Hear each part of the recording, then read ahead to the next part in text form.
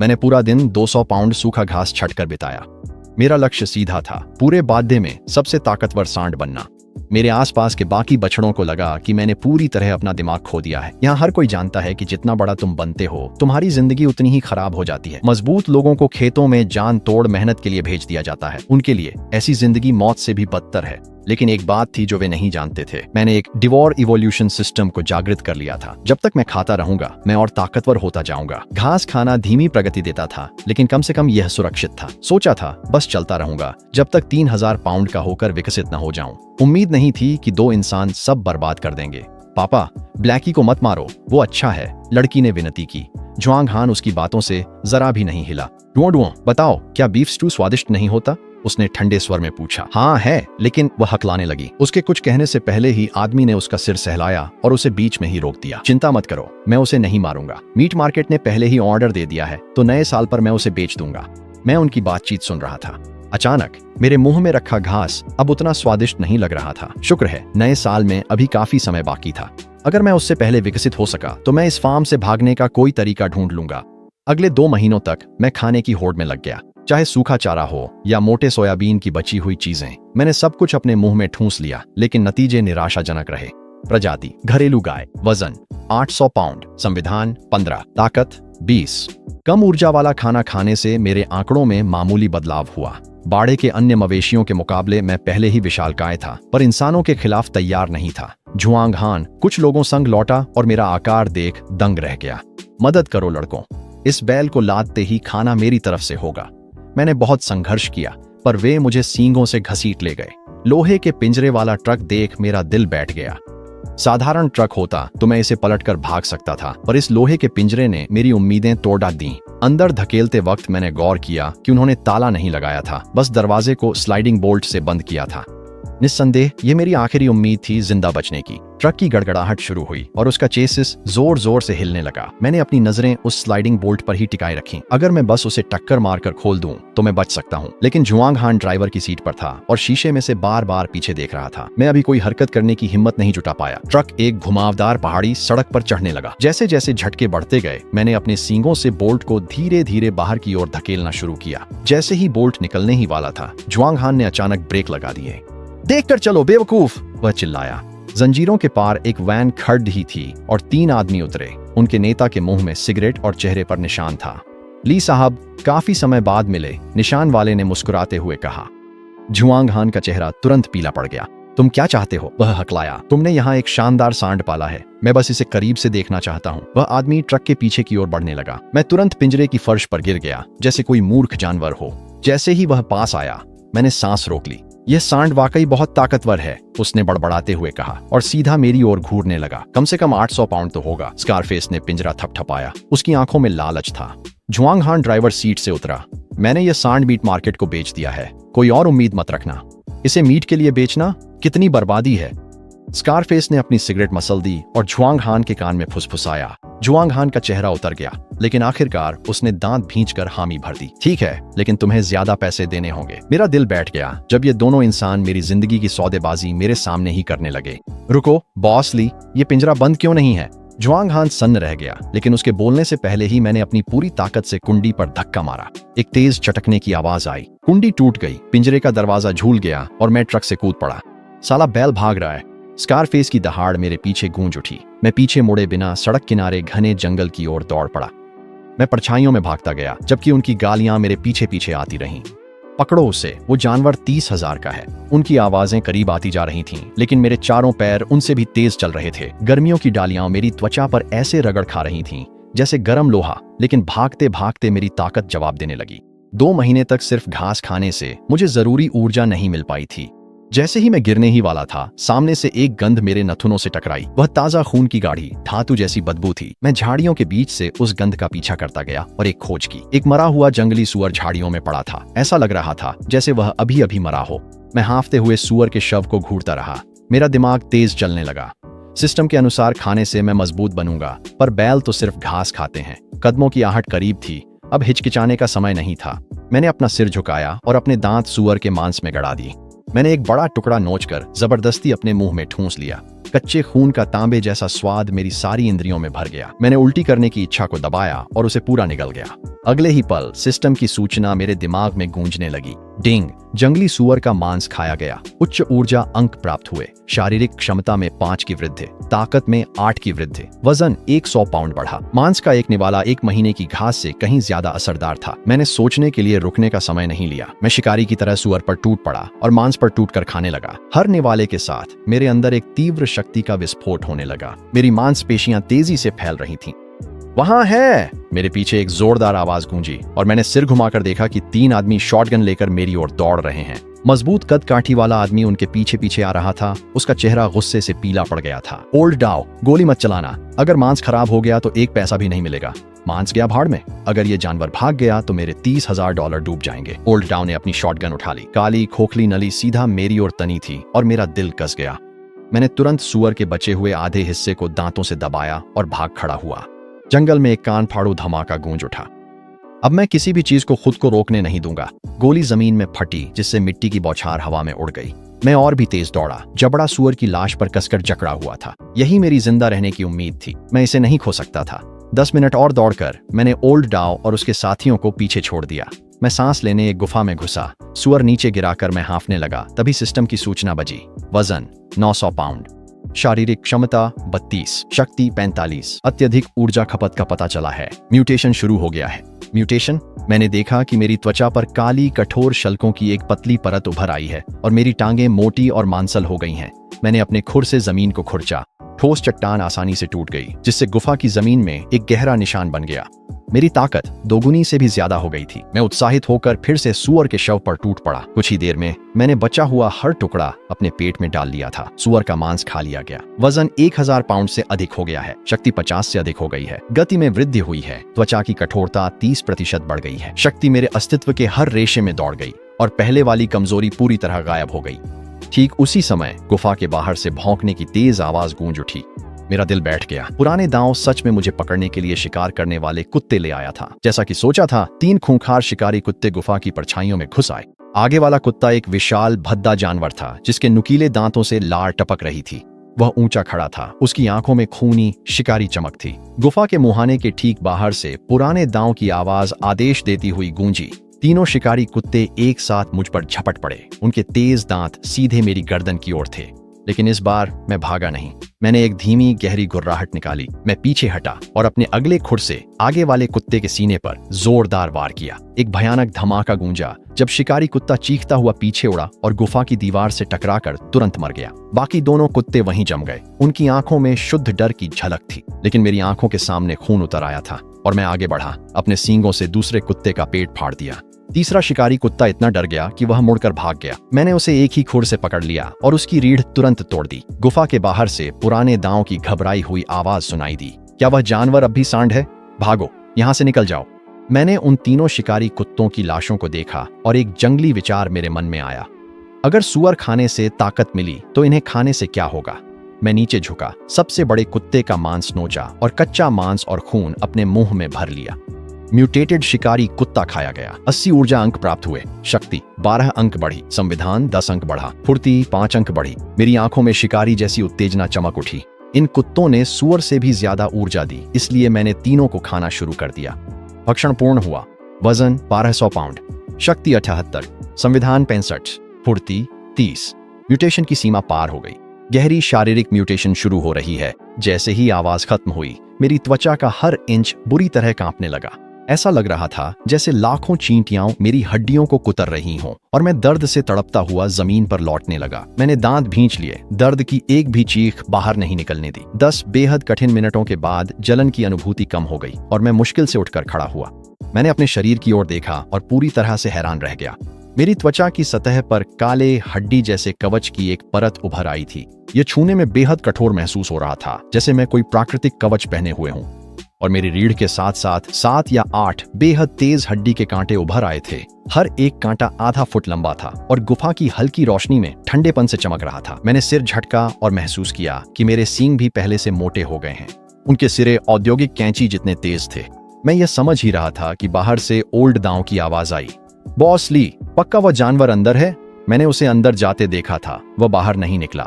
उस बड़े आदमी की आवाज कांप रही थी। वह उस दृश्य से डरा हुआ था। मुझे निर्दयी मत कहना, उस जानवर ने मेरे 3 शिकारी कुत्तों को मार डाला। आज उसकी मौत तय है।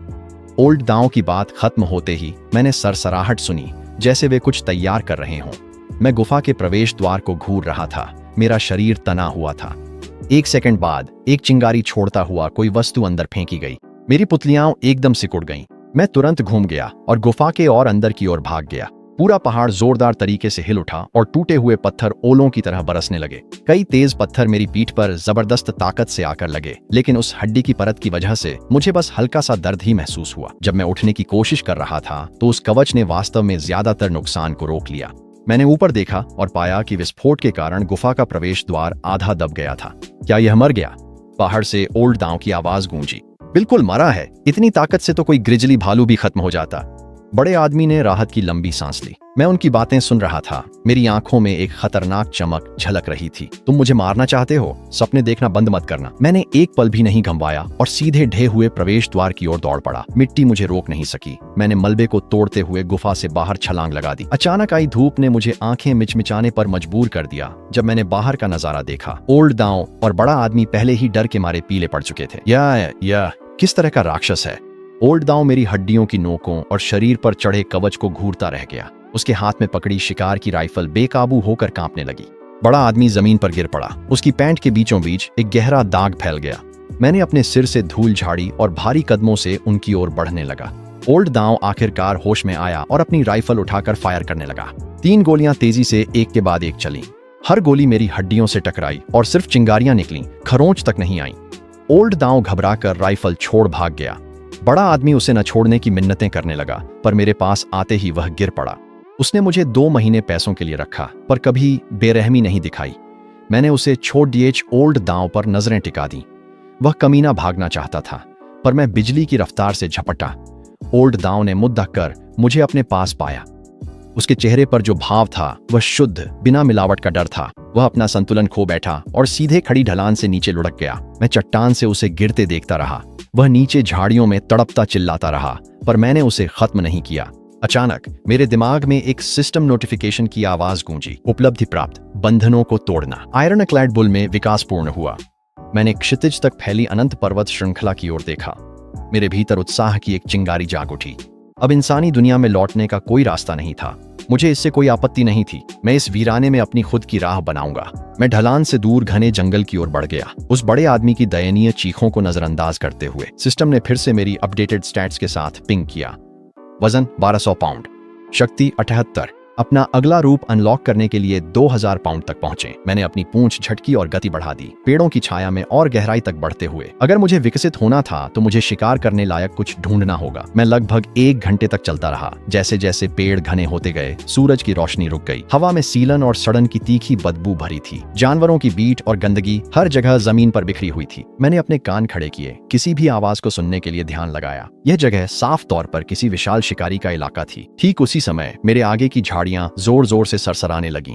मैं तुरंत जड़ हो गया। मेरे शरीर की हर मांसपेशी एक स्प्रिंग की तरह तन गई। एक विशाल जंगली सुअर झाड़ियों से बाहर निकला। उसके दांत 1 फुट लंबे थे। उसकी आंखें खून जैसी लाल थीं। पिछला शिकार इससे काफी छोटा था, करीब 500 पाउंड का। सुअर ने मुझे देखते ही गुस्से में जोर से दहाड़ा। उसने जमीन को खुरचा, हमला करने की तैयारी की, लेकिन मैं जरा भी नहीं डगमगाया। मैं उसकी ओर झपटा और हमारे विशाल शरीर एक भारी आवाज के साथ टकरा गए। उसके दांत मेरी लोहे जैसी खाल पर रगड़े, लेकिन बस हल्की सी खरोंचें ही आईं। मैंने मौका देखा और अपना सिर झुका लिया। मेरी सींग सुअर के मांस में गहराई तक घुस गई, जिससे गर्म खून की बौछार हवा में फैल गई। अपनी गर्दन को जोरदार झटके से घुमाकर मैंने उस जानवर को पलट दिया और अपने खुर के नीचे उसकी गर्दन को चल दी। एक सूचना चमकी, विशाल सुअर मारा गया। 120 उच्च ऊर्जा अंक प्राप्त हुए। बिना एक पल गंवाए मैंने शव को फाड़ना शुरू कर दिया। गर्म कच्चा मांस मेरी गर्दन से नीचे फिसल गया। वह जानी पहचानी जलन फिर से मेरे शरीर में दौड़ गई। वजन में 150 पाउंड की बढ़ोतरी हुई। शक्ति में 15 अंक की वृद्धि हुई। संविधान में 15 अंक की बढ़ोतरी हुई। वर्तमान वजन 1350 पाउंड। मेरे अगले विकास तक केवल 650 पाउंड बाकी हैं। मैं खाना खा ही रहा था कि अचानक सरसराहट की आवाज ने मुझे चौकन्ना कर दिया। 7 या 8 जोड़ी चमकती हरी आंखें मुझे घेर चुकी थीं। एक भेड़ियों का झुंड। उनका अल्फा बहुत विशाल था, धूसर काले फर वाला, क्रूर आंखें और जबड़ों से टपकती लार। बाकी भेड़िए फैल गए, धीरे धीरे घेरा बनाकर मुझे फंसाने लगे। मैंने मांस निगला और लड़ाई के लिए कमर कसते हुए एक धीमी गुर्राहट निकाली। अल्फा ने एक तेज चीखती हुई हुआंक निकाली। संकेत मिलते ही बाकी झुंड हर दिशा से मुझ पर झपट पड़े। मैं घूम गया और एक जोरदार लात मारी, जिससे मेरी पिछली टांगों पर हमला करने वाला भेड़िया दूर जा गिरा। एक और भेड़िए ने मेरी गर्दन में अपने दांत गड़ा दिए, लेकिन मेरी लोहे जैसी खाल की बख्तरबंदी से उसके दांत टूट गए और वह दर्द से चीखता हुआ पीछे हट गया। मैंने मौका पकड़कर अपने सींग से उस भेड़िए को घायल किया और उसे जमीन पर पटक दिया। उनकी टीम वर्क बिल्कुल बेहतरीन थी। जैसे ही एक को पीछे हटाया, दूसरा उसकी जगह ले लेता।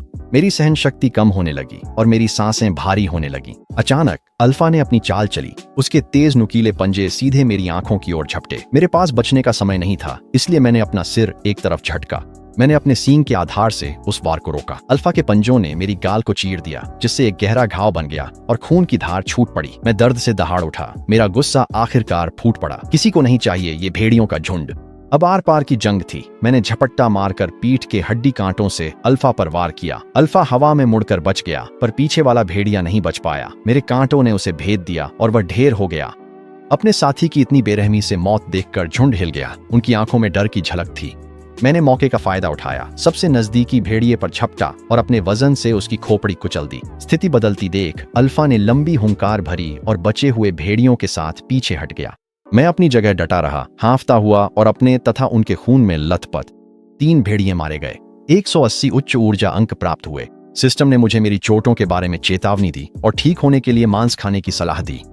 मैंने भेड़ियों की लाशों और बचे हुए जंगली सुअर को देखा, फिर बिना किसी हिचकिचाहट के दावत शुरू कर दी। जैसे ही मांस नीचे गया, मेरी चोटों पर तेज खुजली सी महसूस होने लगी। वे मेरी आंखों के सामने ही खुद ब खुद फिर से जुड़ने लगी। वजन 1500 पाउंड से भी अधिक हो गया। शक्ति 100 अंकों को पार कर गई और मेरी बख्तर और कांटे और भी घातक हो गए। मैंने एक नई शक्ति की लहर महसूस की। मेरी सारी थकान पूरी तरह गायब हो गई थी। लेकिन तभी दूर से फिर से भेड़ियों की हुआ हुआ की आवाज गूंजने लगी। झुंड वापस आ गया था और इस बार उनकी संख्या दोगुनी से भी ज्यादा हो गई थी। जैसे ही वे मुझे पकड़ने वाले थे, मेरे आगे एक खुला मैदान दिखाई दिया। मैं जंगल से बाहर निकल आया और खुद को नुकीले पत्थरों के एक विशाल मैदान में पाया। हर जगह विशाल चट्टानें बिखरी हुई थीं और बीच में से एक छोटी सी धारा बह रही थी। मेरे पास सोचने का समय नहीं था। मैं पत्थरों के जाल में कूद गया। झुंड पीछे था। दर्जन भर भेड़ियों ने मुझे घेर लिया था। अल्फा चट्टान पर खड़ा कातिलाना आंखों से मुझे देख रहा था। उसने हमले के लिए एक लंबी हुआंकार भरी। इस बार उन्होंने अपना सबक सीख लिया था। अब वे एक एक करके हमला नहीं कर रहे थे। वे समन्वित समूहों में आगे बढ़े। 3 भेड़िए एक साथ मेरी बाईं ओर झपट पड़े। जैसे ही मैं उनकी ओर मुड़ा, 2 और भेड़ियों ने मेरे पिछले पैरों को अपने जबड़ों में जकड़ लिया। मैं दर्द में लात मारता रहा, लेकिन इस ध्यान भटकाने का फायदा उठाकर सामने के भेड़िए मुझे जमीन पर गिरा ले गए। एक विशाल भेड़िया मुझे दबोच कर नीचे दबाए हुए था। उसके नुकीले पंजे मेरी बख्तर को बेतहाशा फाड़ रहे थे। मेरा कवच मजबूत था, पर कई भेड़ियों का सामना नहीं कर सका। सतह पर दरारें पड़ने लगीं। मैं छटपटाया और अपनी पीठ के कांटों से मुझ पर चढ़े भेड़िए को मार गिराया।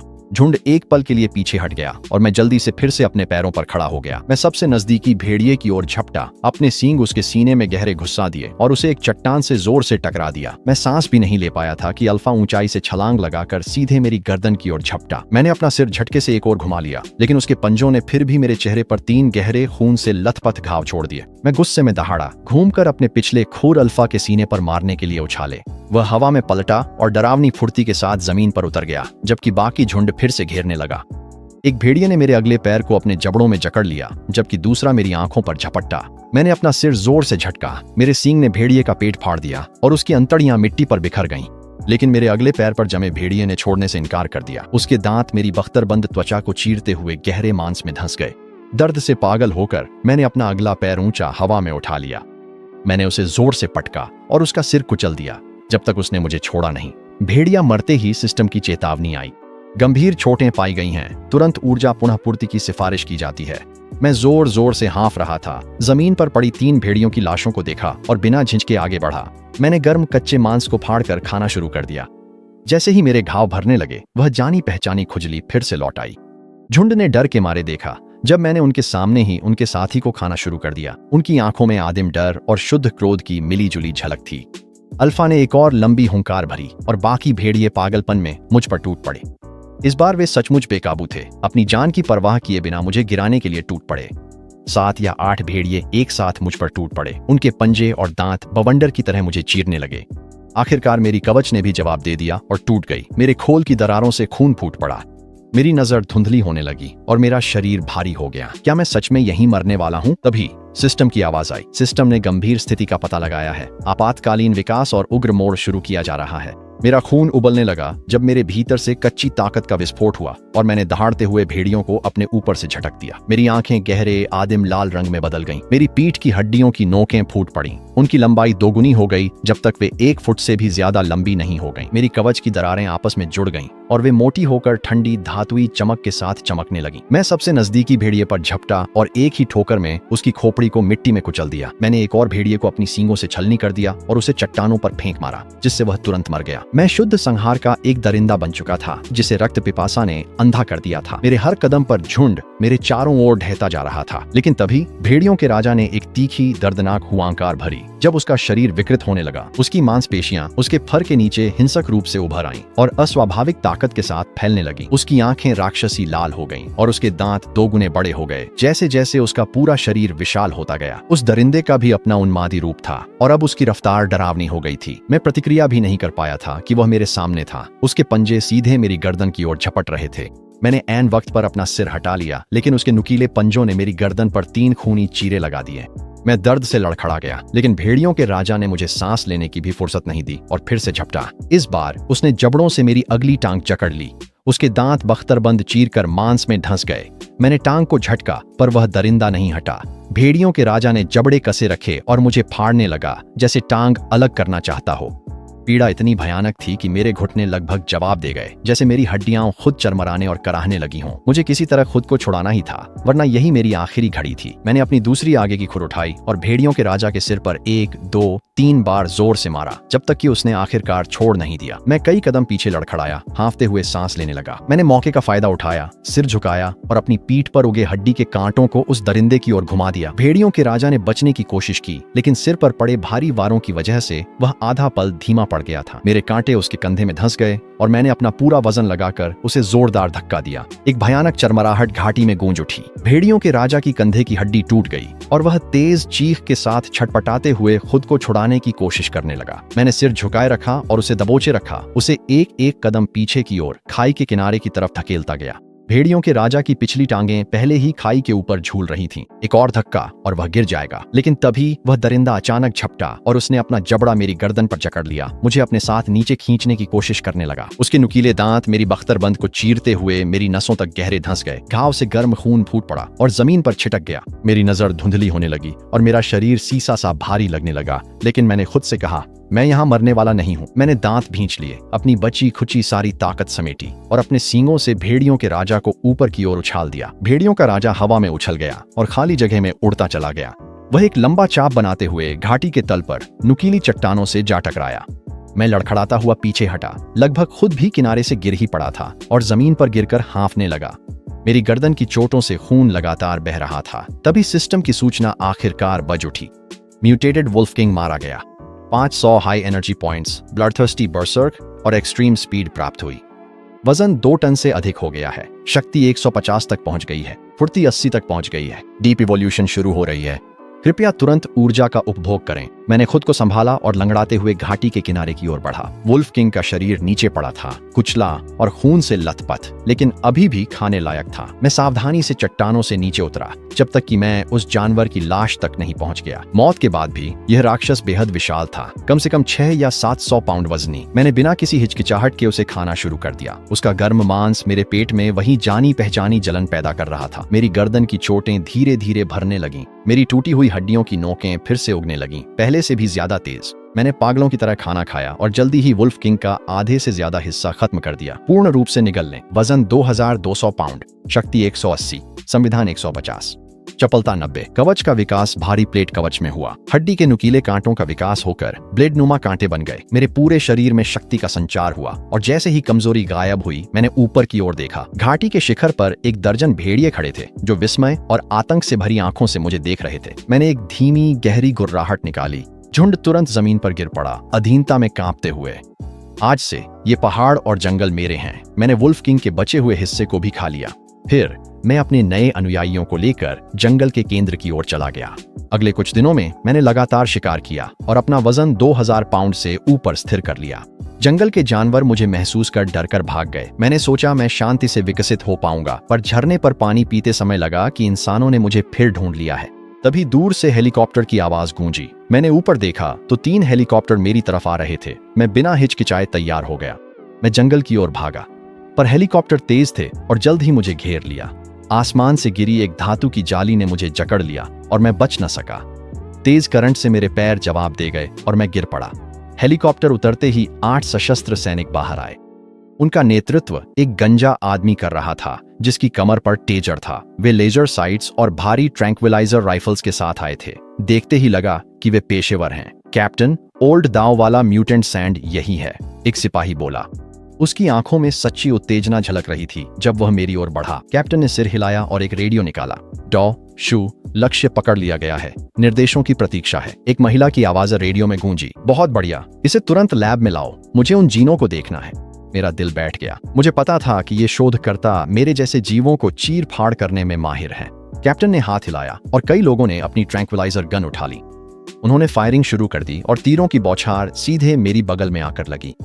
दवाइयां तुरंत मेरे शरीर में असर करने लगी और मेरी बेतहाशा कोशिशों के बावजूद मेरी नजर धुंधली होने लगी। मैं धातु की जाली नहीं तोड़ सका और हर गुजरते पल के साथ मेरा शरीर और भारी होता जा रहा था। जैसे ही मैं बेहोश होने ही वाला था, सिस्टम की सूचना अचानक बज उठी। सिस्टम, भारी मात्रा में एनेस्थेटिक का पता चला है, अब मेटाबोलाइज किया जा रहा है, 3 घंटे में पूरी तरह से ठीक हो जाओगे। मैंने संघर्ष बंद कर आंखें मूंद लीं और बेहोश होने का नाटक किया। गंजे कप्तान ने देखने के लिए मुझे टेजर से छेड़ा, फिर चैन लिया। इसे पिंजरे में डालो, जल्दी, उसने कड़क कर कहा। टीम ने मिलकर मेरे भारी शरीर को एक विशाल टाइटेनियम मिश्र धातु के पिंजरे में डाल दिया। फिर उन्होंने पिंजरे को हेलीकॉप्टर के नीचे लटक रही एक स्लिंग से जोड़ दिया। हेलीकॉप्टर उड़ान भर गया और मैंने अपनी पलकों की संकरी दरारों से झांक कर देखा। मैंने देखा कि जंगल की जमीन धीरे धीरे और दूर होती जा रही थी। घंटे भर की उड़ान के बाद हेलीकॉप्टर आखिरकार उतरने लगा। मुझे एक बड़े अंडरग्राउंड बेस के अंदर ले जाया गया। वह जगह सफेद लैब कोट पहने शोधकर्ताओं से भरी थी। 30 के दशक की एक महिला टीम से मिलने के लिए आगे बढ़ी। वह डॉ शू थी, जिनकी आवाज मैंने पहले रेडियो पर सुनी थी। उन्होंने सुनहरे किनारे वाले चश्मे पहन रखे थे और उनकी आंखों में एक जुनूनी चमक थी।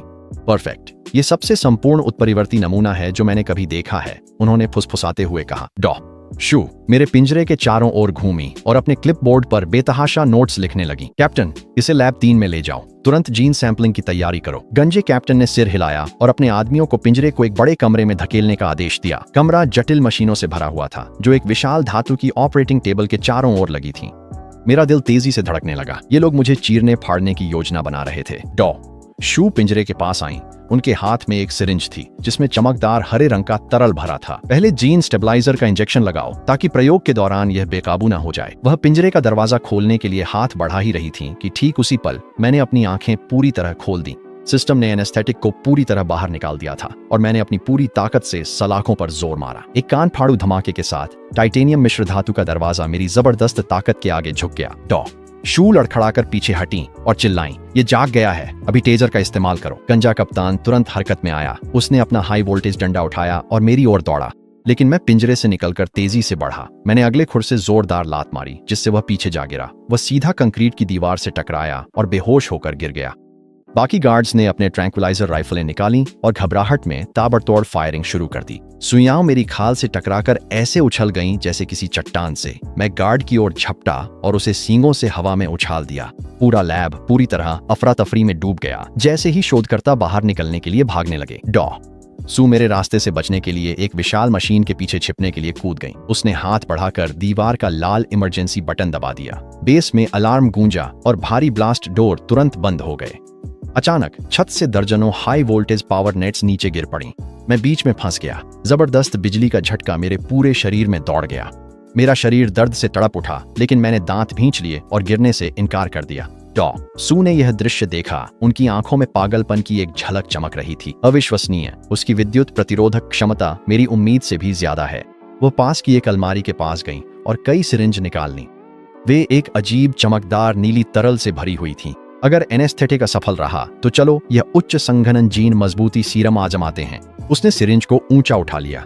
कदम दर कदम वह हमारे बीच की दूरी कम करने लगी। मैंने पूरी ताकत से संघर्ष किया, लेकिन पावर नेट्स ने मुझे जमीन से चिपका कर रखा था। जैसे ही सुई मेरी खाल में घुसने वाली थी, मैंने ब्लड थर्स्टी बर्सर्क को सक्रिय कर दिया। मेरा खून उबाल पर पहुंच गया और मेरी नजरें गहरे खूनी लाल रंग से भर गईं। मेरी मांसपेशियां जबरदस्त तरीके से फैल गईं और मेरी ताकत 300 पाउंड तक पहुंच गई। मैंने एक दुनिया को हिला देने वाली दहाड़ लगाई और हाई वोल्टेज नेट्स को धागे की तरह तोड़ डाला। जैसे ही धातु की जाली बिखर गई, हर दिशा में चिंगारियां उड़ने लगीं। पूरी प्रयोगशाला की लाइटें टिमटिमाने और फेल होने लगी। सू वहीं जड़ हो गईं। उनका चेहरा अचानक डर से पीला पड़ गया। सिरिंज उनके हाथ से फिसल गई और जैसे ही नीला तरल जमीन पर फैल गया, वह टूटकर बिखर गई। मैं सबसे पास की मशीन की ओर झपटा और अपने सींगों से उसे चकनाचूर कर दिया। कई मिलियन डॉलर की मशीनरी मेरे वजन के नीचे गीले कागज की तरह चकनाचूर हो गई। उसे रोकिए, उसे उपकरण नष्ट मत करने दीजिए, सू चीख पड़ी। लेकिन बाकी टीम के सदस्य पास आने की भी हिम्मत नहीं कर पाए। मैं तूफान की तरह लैब के आर पार हो गया, अलमारियां, उपकरण और सर्जिकल टेबल्स को चूर चूर कर दिया। तभी मेरी नजर कोने में रखे एक विशाल फ्रीजर पर पड़ी। वह पूरी तरह से भरा हुआ था। हर कल्पनीय रंग की शीशियां उसकी शेल्फों पर सजी हुई थीं। मैं आगे बढ़ा और एक ही सिर की टक्कर में भारी दरवाजा तोड़ डाला। दर्जनों सिरिंज बाहर लुढ़क आए, लाल, नीले, हरे और गहरे बैंगनी रंग के। सू का चेहरा उन्हें देखते ही एकदम सफेद पड़ गया। नहीं, वे उच्च संकेंद्रण जीन सीरम हैं। आप उसे उन्हें खाने नहीं दे सकते। लेकिन अब बहुत देर हो चुकी थी। मैंने एक बैंगनी शीशी झपट ली, कांच तोड़ डाला और उसका सारा तरल निकल गया। वह तरल मेरी गले में ऐसे लगा जैसे आग का दरिया उतर गया हो और सीधा दिमाग तक पहुंच गया। टिंग। उच्च संकेंद्रण जीन सीरम निगल लिया गया। 800 ऊर्जा प्राप्त हुई, साथ में 50 संविधान, 60 ताकत और 40 फुर्ती भी बढ़ी। मैंने महसूस किया कि मेरी नसों में एक भयानक शक्ति दौड़ रही है। ये चीज तो पत्थर के भेड़िया राजा को खाने से भी ज्यादा असरदार थी। बिना एक पल गंवाए मैंने बाकी सारी शीशियां भी निगलनी शुरू कर दी। लाल, नीली, हरी। मैंने एक एक करके सबको अपने मुंह में डाल लिया। सू पूरी तरह से टूट गई। वह घुटनों के बल गिर पड़ी। उसकी आंखों में घोर निराशा छाई हुई थी। सब खत्म हो गया। उन सीरमों की कीमत करोड़ों में थी। संस्थान दिवालिया हो गया है। मैंने उसकी दयनीय चीख पुकार को अनसुना कर दिया और खाना जारी रखा। पूरी तरह से निगल जाना। वर्तमान वजन 2 टन है। शक्ति 280, संविधान 220, चपलता 150। चेतावनी, ऊर्जा का अत्यधिक प्रवाह पाया गया। जैसे ही नोटिफिकेशन गायब हुआ, मेरी पलकें भारी होने लगीं और मेरे शरीर ने प्रतिक्रिया देना बंद कर दिया। कुछ गड़बड़ थी। वे सीरम मेरे लिए एक साथ संभालना बहुत ज्यादा थे। मैं बाहर की ओर लड़खड़ाया, पर पैर झेली जैसे हो गए थे। मैं धड़ाम से जमीन पर गिर गया और नजर धुंधली होने लगी। सू की आंखों में उम्मीद जागी और वह चिल्लाई, जल्दी इसे बेहोशी का इंजेक्शन लगाओ और पकड़ लो। गंजा कप्तान घिसटते हुए उठा और सीना पकड़कर लंगड़ाते हुए मेरी ओर बढ़ा। बाकी टीम के सदस्यों ने अपनी ट्रैंक्विलाइजर गन उठाई और फायर करना शुरू कर दिया, लेकिन सुइयां मेरी खाल को छू भी नहीं पाई। वे बस टकरा कर गिर गईं। सीरम के प्रभाव में मेरी भारी बख्तरबंदी धातु जैसी चमक में बदल गई थी। कैप्टन ने दांत भींचे और अपना रेडियो निकाला। यहाँ तुरंत एक ट्रांसपोर्ट वाहन लाओ। जब तक वह बेहोश है, हमें उसे ले जाना है। 10 मिनट बाद एक विशाल ट्रांसपोर्ट ट्रक लेबोरेटरी में पीछे की ओर आकर रुका। ट्रेलर के अंदर एक विशेष टाइटेनियम मिश्र धातु का पिंजरा था, जिसमें हाई वोल्टेज तार लगे हुए थे। टीम ने मिलकर मेरे विशाल शरीर को पिंजरे में डालने के लिए उठाया। उन्होंने मेरी सभी चारों टांगों को जकड़ने के लिए विशेष भारी भरकम बेड़ियों का इस्तेमाल किया। सू सलाखों के पास आकर खड़ी हो गई। उसने मेरी बख्तरबंद खाल को छूने के लिए हाथ बढ़ाया। उसकी आंखों में जुनूनी दीवानगी जल रही थी। यह बिल्कुल परफेक्ट है। इस कवच की कठोरता पहले से ज्ञात किसी भी धातु से कहीं अधिक है। अगर हम इसका जेनेटिक कोड समझ लें तो मानव तकनीक में जबरदस्त छलांग लग जाएगी। वह गंजे कप्तान की ओर मुड़ी और आदेश दिया, इसे बेसमेंट के तीसरे स्तर की विशेष प्रयोगशाला में ले जाओ। वहीं सबसे उन्नत विच्छेदन उपकरण है। मैं खुद इसका अध्ययन करूंगी। ट्रांसपोर्ट वाहन की गड़गड़ाहट गूंज उठी। मुझे और गहराई में भूमिगत ले जाया गया। मेरे चारों ओर की दुनिया हर पल और भी अंधेरी होती जा रही थी। हवा में कीटाणुनाशक की तीखी झंझनाती गंध घुली हुई थी। मैं महसूस कर सकता था कि मेरा शरीर जबरदस्त रूपांतरण से गुजर रहा है। मेरी हड्डियां खुद को फिर से बना रही थीं और मेरी मांसपेशियां ताकत से फूल रही थीं। मेरा कवच विकसित हो रहा था और सिस्टम की सूचनाएं मेरे दिमाग में लगातार गूंज रही थीं। रूपांतरण 50% पर है। अनुमानित समय एबिस डेमन बुल बनने में 3 घंटे। ट्रक रुक गया और मुझे पिछली प्रयोगशाला से 10 गुना बड़ी एक विशाल प्रयोगशाला में धकेल दिया गया। कमरे के बीचों बीच एक विशाल धातु की ऑपरेटिंग टेबल रखी थी। वह तेज धारदार ब्लेड्स और बंधनों से ढकी हुई थी। सू अंदर आई। उनके पीछे दर्जनों शोधकर्ता करीब करीब चलते हुए आए। उन्होंने मुझे पिंजरे में लेटा हुआ देखा और उनके चेहरे पर उत्साहित मुस्कान फैल गई। विच्छेदन की तैयारी करो। मैं देखना चाहती हूँ कि इसकी आंतरिक संरचना को इतना खास क्या बनाता है। शोधकर्ताओं ने उपकरण निकाले, इलेक्ट्रिक आरी और चाकू। टेबल पर उपकरण सजाए, मुझे चीरने के लिए तैयार। गंजा कप्तान पास आया और चिंतित होकर बोला, सू, ये जानवर पहले बहुत ही खतरनाक था। अगर यह जाग गया तो? सू ने बस एक उपेक्षापूर्ण हंसी दी। चिंता मत करो, इसके शरीर में जो बेहोशी की दवा है वह इसे 3 दिन तक सुलाए रखने के लिए काफी है। ये पिंजरा सबसे मजबूत टाइटेनियम मिश्र धातु से बना है, इसे तो टैंक भी नहीं तोड़ सकता। वह पिंजरे के पास गई और अपनी उंगलियों के पोरों से धातु की सलाखों पर थपथपाया। इसके अलावा अगर वह जाग भी गया तो भी हम 3 मंजिल नीचे हैं। यहाँ 30 पूरी तरह से हथियारबंद सुरक्षा गार्ड तैनात हैं, वह कहीं नहीं जा सकता। उसे यह नहीं पता था कि मेरी चेतना तो पूरे समय जाग रही थी। सिस्टम मेरी काया पलट की प्रक्रिया को तेज कर रहा था। मुझे बस 2 घंटे और सहना था। जैसे ही विकास प्रक्रिया पूरी हो जाएगी, यह टाइटेनियम का पिंजरा मुझे रोक नहीं पाएगा। मैंने अपनी आंखें बंद रखीं और पूरी तरह से स्थिर लेटा रहा, अपनी बेहोशी का नाटक करते हुए। सिस्टम की सूचनाएं लगातार मेरे दिमाग में गूंजती रहीं। मैं अपने शरीर की हर हड्डी को फिर से बनते हुए महसूस कर सकता था, जैसे मेरी मांसपेशियों की घनता अचानक बढ़ रही हो। सू पिंजरे के और करीब आई और टैबलेट से मुझे स्कैन किया। अजीब है, इसका शरीर का तापमान अभी भी बढ़ रहा है, इसकी दिल की धड़कन भी तेज हो रही है। ये कोमा जैसा नहीं लग रहा। वह उलझन में अपनी भौहें सिकोड़ने लगी। वह कप्तान की ओर मुड़ी और बोली, सावधानी के लिए इसे एक और बेहोशी का इंजेक्शन दे दो। गंजा कप्तान सिर हिलाते हुए एक बड़ी सी सिरिंज लेकर आगे बढ़ा। जैसे ही वह पिंजरे का ताला खोलने ही वाला था, अचानक मेरे दिमाग में सिस्टम की सूचना गूंज उठी। विकास पूर्ण हुआ। वर्तमान रूप एबिसल डेमन बुल, वजन 3000 पाउंड, ताकत 400, सहन शक्ति 350, फुर्ती 200। नई क्षमताएं अनलॉक हुई, विनाशकारी चार्ज, नरकीय रौंदना और भयावह गर्जना। मैंने अपनी आंखें झटके से खोल दी। मेरी पुतलियां रक्त लाल रोशनी से चमक उठी। कप्तान का हाथ डर के मारे कांप उठा और सिरिंज जमीन पर गिरकर खनक गई। मैंने एक गगनभेदी गर्जना की, जिसकी ध्वनि तरंगें हवा में एक भौतिक झटके की तरह फैल गईं। पूरा प्रयोगशाला जोरदार तरीके से कांपने लगी। ड्रेड रोअर सक्रिय हुआ, जिससे सीमा में मौजूद हर जीवित प्राणी शुद्ध आतंक की स्थिति में डूब गया। सू और उनके शोधकर्ता जमीन पर गिर पड़े। उनकी आंखें भय से फटी रह गईं। यहाँ तक कि कप्तान, जो एक पेशेवर गार्ड था, भी पीला पड़ गया और उसके पैर कांपने लगे। मैं झटके से खड़ा हो गया और भारी भरकम बेड़ियां ऐसे टूट गईं जैसे वे गीले कागज की बनी हों। मैं सलाखों से टकराया और टाइटेनियम मिश्र धातु का पिंजरा मरोड़ती धातु की तेज चीख के साथ गूंज उठा। जैसे ही धातु मुड़ने और टूटने लगी, सलाखों पर दरारें मकड़ी के जाले की तरह फैल गईं।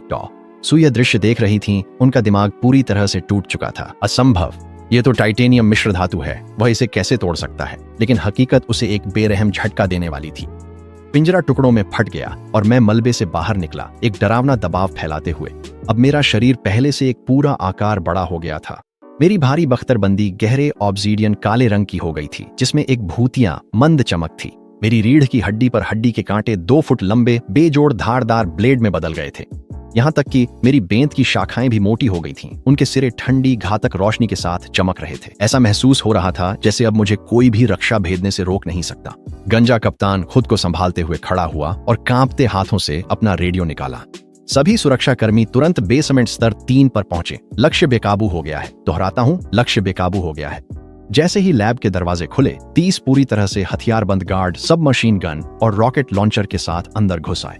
उनका नेतृत्व कर रहा था एक अधेड़ उम्र का आदमी, जो सुरक्षा बल का असली कमांडर था। जैसे ही उसने मुझे देखा, उसकी आंखों में एक पल के लिए हैरानी झलक गई, लेकिन उसने तुरंत ही खुद को संभाल लिया। सभी यूनिट्स ध्यान दें, बिना रुके फायर खोलें, किसी भी कीमत पर लक्ष्य को मार डालें। एक घने तूफान की तरह गोलियों की बौछार मुझ पर बरसने लगी, जो मेरी भारी बख्तरबंद पर आकर टकरा रही थी। चिंगारियां उड़ने लगीं, लेकिन विकास के बाद मेरी रक्षा कई गुना बढ़ गई थी। साधारण गोलियां मुझे खरोंच तक नहीं पहुंचा सकती थीं। मैंने सबसे नजदीकी गार्ड्स के समूह को निशाना बनाया और डेवास्टेटिंग चार्ज सक्रिय कर दिया। मैं एक बेकाबू टैंक बन गया, अपने रास्ते में आने वाली हर चीज और हर किसी को रौंदता चला गया। कई गार्ड दीवारों से टकराकर दूर जा गिरे और जैसे ही वे कंक्रीट से टकराए, बेहोश हो गए। कमांडर का चेहरा पीला पड़ गया और उसने तुरंत भारी रॉकेट्स के इस्तेमाल का आदेश दे दिया। 2 गार्ड्स ने अपने लॉन्चर उठाए और 2 रॉकेट सीधे मेरी छाती की ओर दाग दी। रॉकेट्स गरजते हुए मेरी ओर बढ़े। उनके पीछे आग की लपटें थीं, लेकिन मैं जरा भी नहीं डगमगाया। 2 जबरदस्त धमाके हुए और लपटों ने मुझे पूरी तरह निगल लिया। यह देखकर सू की आंखों में खुशी की एक झलक चमक उठी। लेकिन 1 सेकंड बाद मैं आग से बाहर निकल आया। मेरे शरीर पर एक भी खरोंच नहीं थी। अब मेरी भारी बख्तरबंदी इतनी मजबूत हो गई थी कि वह रॉकेट के सीधे हमले भी झेल सकती थी। कैप्टन पूरी तरह घबरा गया। उसने कभी इतना डरावना राक्षस नहीं देखा था। पीछे हटो, सब लोग अभी पीछे हटो। लेकिन अब उसके लिए बहुत देर हो चुकी थी। मैंने अपनी हेलस्ट्रेमर स्किल सक्रिय कर दी। मैंने पिछले पैरों पर खड़े होकर खुरों को जोर से पटका और धमाका हुआ। पूरी लैब हिल उठी और फर्श पर दरारें मकड़ी के जाले जैसी फैल गईं। मेरे खुरों से एक बड़ी शॉक वेव निकली। एक दर्जन से अधिक सुरक्षा गार्ड अपना संतुलन खो बैठे और जमीन पर गिर पड़े।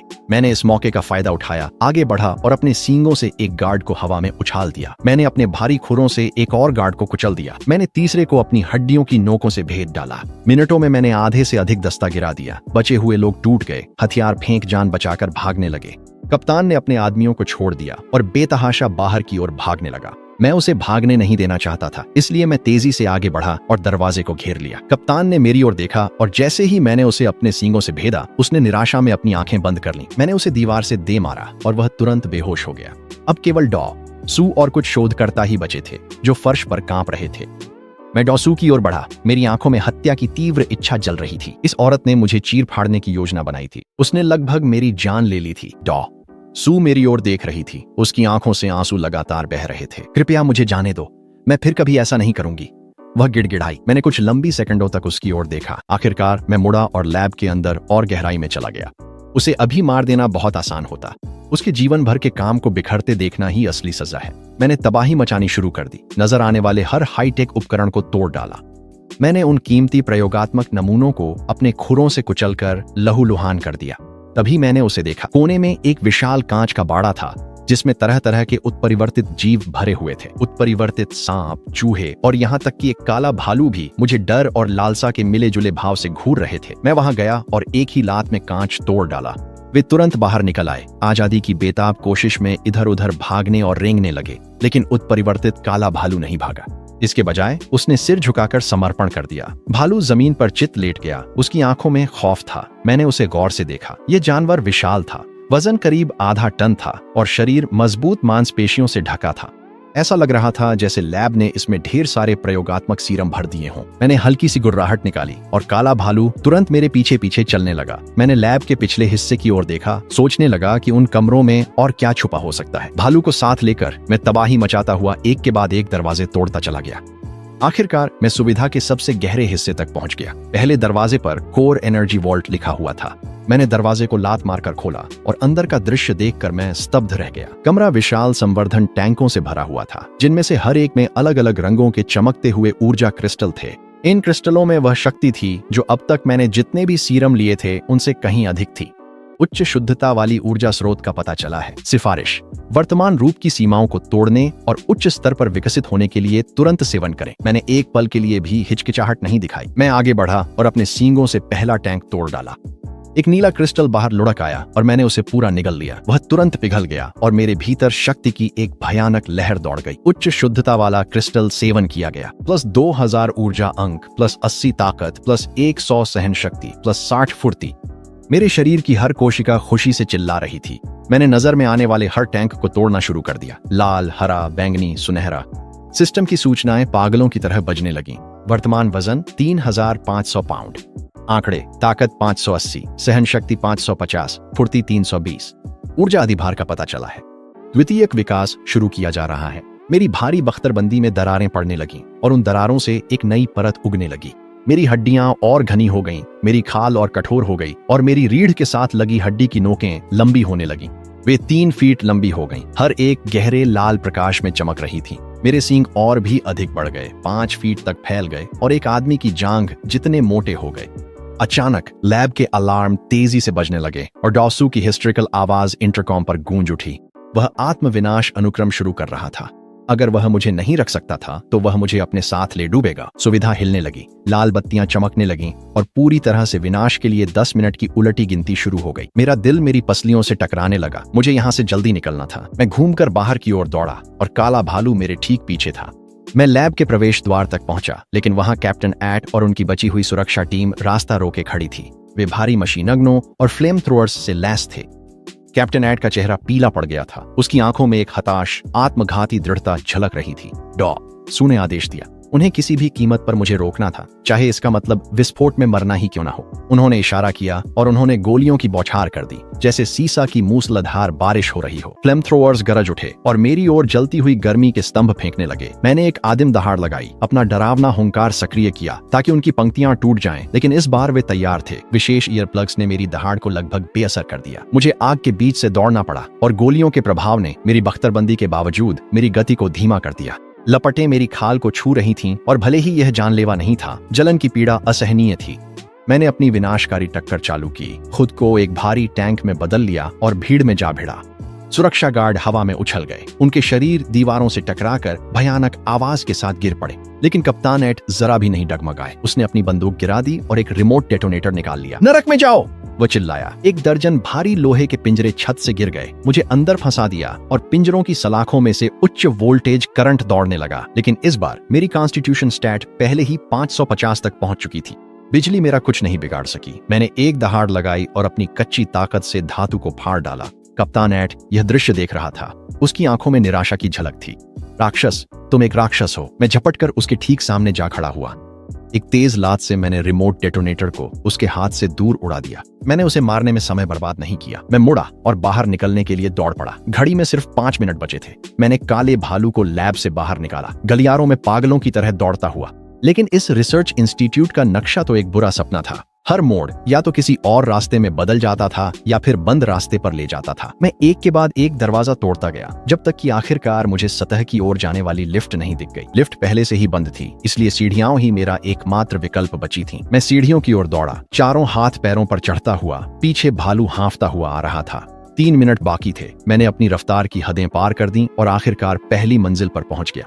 मुख्य निकास एक विशाल मजबूत मिश्र धातु के गेट से पूरी तरह बंद था।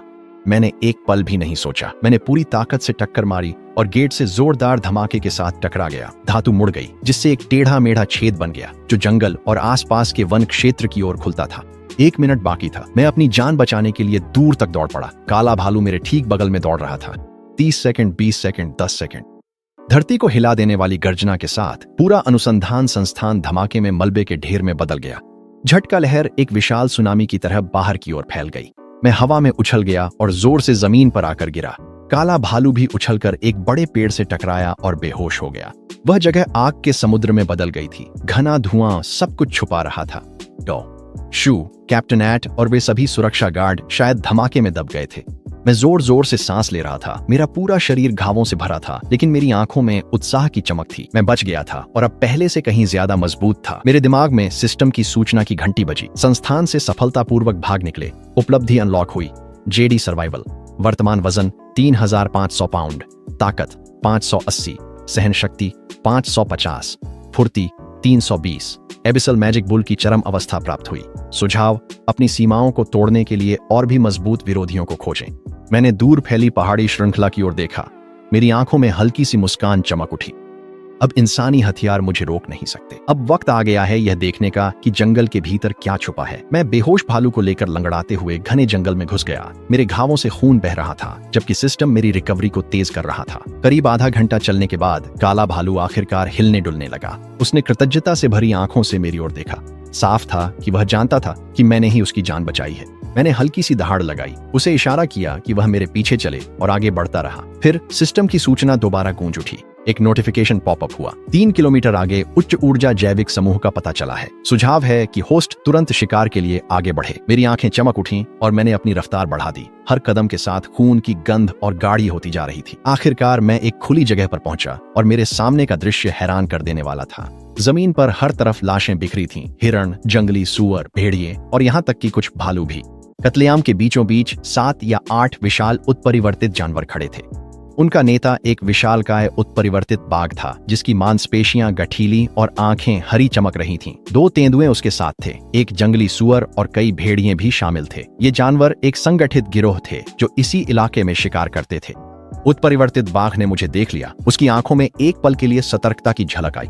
उसने एक धीमी गुर्राहट निकाली और बाकी जानवर तुरंत मुझे घेरने के लिए फैल गए। मैंने अपनी पूंछ झटक दी। उनकी संख्या से बिल्कुल भी प्रभावित नहीं हुआ। वे दूसरों के लिए खतरनाक हो सकते थे, लेकिन मेरे लिए वे सिर्फ शिकार थे। बाघ ने सबसे पहले झपट्टा मारा, बिजली की तरह मेरी गर्दन की ओर लपका। मैं एक तरफ हट गया और अपनी पूरी ताकत से अपने सींग उसके पेट की ओर घुमा दी। जानवर ने हवा में ही अपने शरीर को मोड़ लिया और मुश्किल से घातक वार से बच गया, लेकिन मेरे सींगों ने फिर भी उसकी बगल में गहरी चोट कर दी और वह तुरंत शुद्ध घबराहट के साथ पीछे हट गया। दोनों तेंदुओं ने इस मौके का फायदा उठाया और मेरी बगल से झपट पड़े। उनके पंजे मेरी आंखों की ओर निशाना साधे हुए थे। मैंने अपना शरीर घुमा दिया और अपनी रीढ़ पर उभरे नुकीले हड्डी के कांटों से उनका सामना किया। मैंने उसके सिर पर जोरदार लात मारी। हड्डी टूटने की आवाज गूंजी और सूअर तुरंत ढेर हो गया। सिर्फ कुछ ही सेकंड में मैंने 2 उत्परिवर्तित जीवों को पहले ही गिरा दिया था। बाकी बचे उत्परिवर्तित भेड़िए यह सब देख रहे थे, डर के मारे कांप रहे थे और आगे बढ़ने की हिम्मत नहीं कर रहे थे। उत्परिवर्तित बाघ की आंखों में शुद्ध क्रोध की एक चमक भड़क उठी। उसने 2 लंबी दहाड़ें लगाईं। जैसे ही उसका शरीर फूलने लगा, यह जानवर वास्तव में पागल होना जानता था। बाघ और भी बड़ा हो गया। उसकी ताकत और रफ्तार एक नए स्तर पर पहुंच गई। वह फिर से मुझ पर झपटा, इतनी तेजी से कि मेरी आंखों के लिए वह लगभग धुंधला सा दिख रहा था। उसके नुकीले पंजों ने मेरी कवच में 3 गहरे निशान छोड़ दिए जो लगभग मेरी त्वचा तक पहुंच गए थे। मैं दर्द से पीछे हट गया। मेरी नजर गंभीर हो गई क्योंकि मुझे एहसास हुआ कि इस जानवर के पास सच में ताकत है। बाघ ने अपना फायदा उठाया। उसके पंजे और दांत मुझ पर लगातार तूफान की तरह बरसने लगे। मैं इसे और लंबा नहीं खींच सकता था। मुझे यह लड़ाई तुरंत खत्म करनी थी। मेरी आंखें खून जैसी लाल हो गईं जब मेरी ताकत अपनी मूल सीमा से 800 गुना बढ़ गई। मैंने एक गगनभेदी गर्जना की और अपना विनाशकारी हमला शुरू किया। बाघ की प्रतिक्रिया से भी तेज गति से आगे बढ़ा। मैं एक जोरदार धमाके के साथ उस जानवर से टकराया जिससे वह उड़ता हुआ गया और एक विशाल पेड़ के तने को तोड़ दिया। म्यूटेटेड बाघ ने एक तीखी, दर्द भरी चीख निकाली और बेतहाशा उठने की कोशिश करने लगा। वह मेरे सींगों को हिला नहीं सका, इसलिए मैंने उसे जोर से झटका दिया और फिर से जमीन पर पटक दिया। बाघ का शरीर कुछ बार फड़का, फिर पूरी तरह शांत हो गया। बाकी बचे म्यूटेटेड भेड़ियों ने अपने नेता को जमीन पर मरा हुआ देखा। वे डर के मारे भागने लगे, लेकिन मैं उन्हें भागने देने वाला नहीं था। मैंने अपनी अत्यधिक गति सक्रिय की और उनका पीछा किया। मैं पल भर में ही उनके पास पहुंच गया और कुछ ही सांसों में हर एक भेड़िया मारा जा चुका था। मैं लाशों के ढेर के बीच खड़ा था, हाँफ रहा था और खून से लथपथ था, जबकि काला भालू मुझे सतर्कता से देख रहा था। मैंने म्यूटेटेड जानवरों के शवों को खाना शुरू कर दिया। गर्म मांस मेरी गर्दन से नीचे फिसलता चला गया। वही जानी पहचानी जलन फिर से मेरे शरीर में दौड़ गई। सिस्टम ने घंटी बजाई। भक्षण पूर्ण। वजन 4200 पाउंड। शक्ति 650। सहन शक्ति 600। फुर्ती 380। चेतावनी, होस्ट ने एबिस मैजिक बुल की सीमा तक पहुंच प्राप्त कर ली है। आगे का विकास असंभव है। सुझाव, अपनी नस्लीय बेड़ियों को तोड़ने के लिए एक लीजेंडरी टियर प्राणी का भक्षण करें। Legendary tier? वे किस तरह के राक्षस होते हैं? सिस्टम ने कोई जवाब नहीं दिया, लेकिन एक छवि मेरे दिमाग में झलक गई। वह एक और भी गहरा जंगल था जिसमें प्राचीन ऊंचे ऊंचे पेड़ और घना दमघोंटू कोहरा फैला हुआ था। उस धुंध के भीतर मैं विशाल आकृतियां देख सकता था जो डरावना दबाव फैला रही थीं। मैं उस दृश्य को घूरता रहा। मेरी आंखों में उत्साह की एक चमक झलक उठी। ऐसा लग रहा था कि असली चुनौती अब शुरू ही हुई है। इसी समय दूर से हेलीकॉप्टर के पंखों की गर्जना हवा को चीरती हुई सुनाई दी। मैंने ऊपर देखा तो 3 गनशिप्स रिसर्च इंस्टीट्यूट के लोगों के साथ मेरी ओर बढ़ती दिखीं। तो शू बच गए और वे अपने साथ मदद भी लेकर आए थे। हेलीकॉप्टर के लाउडस्पीकर पर उनकी उन्मादी आवाज गूंज उठी। तुम दैत्य, तुमने मेरी लैब तबाह कर दी और मेरे आदमी को मार डाला। आज मैं तुम्हें इसकी सबसे बड़ी कीमत चुकवाऊंगा। मशीन गनों ने तुरंत फायरिंग शुरू कर दी। शीशे की बारिश जमीन को चीरती चली गई।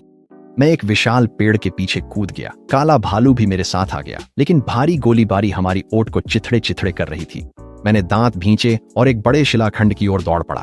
मैंने अपने सींग उस चट्टान के नीचे फंसा दिए और अपनी पूरी ताकत से उसे उठाया। मैंने सबसे नजदीकी हेलीकॉप्टर पर निशाना साधा। मैंने अपनी सारी ताकत उस फेंक में झोंक दी। वो विशाल चट्टान तोप के गोले की तरह हवा में लपकी। पायलट को पलक झपकाने तक का समय नहीं मिला और चट्टान सीधे कॉकपिट में जा टकराई। एक कान फोड़ू धमाका आसमान में गूंज उठा जब गनशिप आग के गोले में बदलकर नीचे गिरने लगी। बाकी 2 हेलीकॉप्टर घबरा गए और मेरी पहुंच से बाहर रहने के लिए तेजी से ऊपर उठ गए। सू की आवाज फिर से लाउडस्पीकर पर गूंज उठी। उसकी आवाज में शुद्ध डर और अंधे क्रोध का मिश्रण कांप रहा था।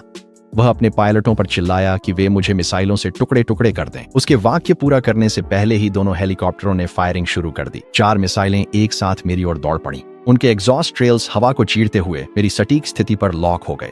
मैंने तुरंत अपनी तेज गति सक्रिय की और एक ओर झपट पड़ा। 4 जबरदस्त धमाकों ने एक साथ जमीन को हिला दिया।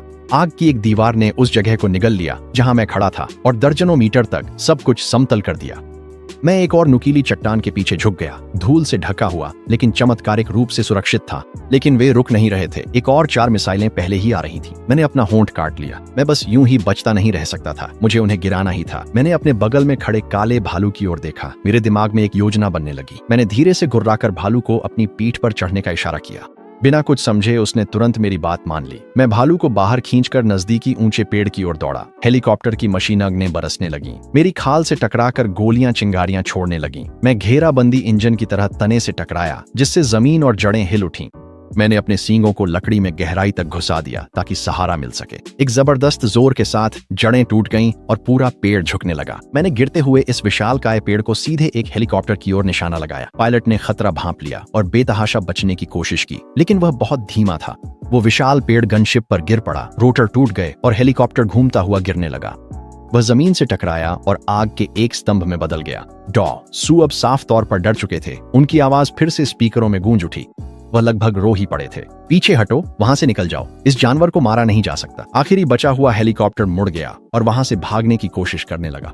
मैं उसे भागने नहीं देना चाहता था, इसलिए मैं भालू को साथ लेकर एक और पेड़ की ओर दौड़ पड़ा। मैंने वही प्रक्रिया दोहराई, अपना पूरा वजन तने पर डाल दिया। पेड़ गिर गया, लेकिन इस बार पायलट ने जल्दी प्रतिक्रिया दी और मुश्किल से टकराने से बच गया। जैसे ही मेरा दिल बैठने लगा, काला भालू अचानक मेरी पीठ से कूद गया। उसने हवा में एक मोटी शाखा पकड़ ली और उसकी गति का इस्तेमाल आगे झूलने के लिए किया। मेरी हैरानी की बात थी कि वह सच में हेलीकॉप्टर पर कूदने में कामयाब हो गया। काले भालू का वजन 1000 किलोग्राम से भी ज्यादा था। हेलीकॉप्टर तुरंत अपना संतुलन खो बैठा और जोर जोर से डगमगाने लगा। पायलट ने बेतहाशा कोशिश की कि विमान को स्थिर रख सके, लेकिन भालू पहले ही केबिन के बाहर रेंग चुका था और अपने पंजों से कांच तोड़ रहा था। कॉकपिट की खिड़की लाखों टुकड़ों में बिखर गई। भालू ने पायलट के चेहरे पर झपट्टा मारा, जिससे वह चीख पड़ा और कंट्रोल छोड़ दिए।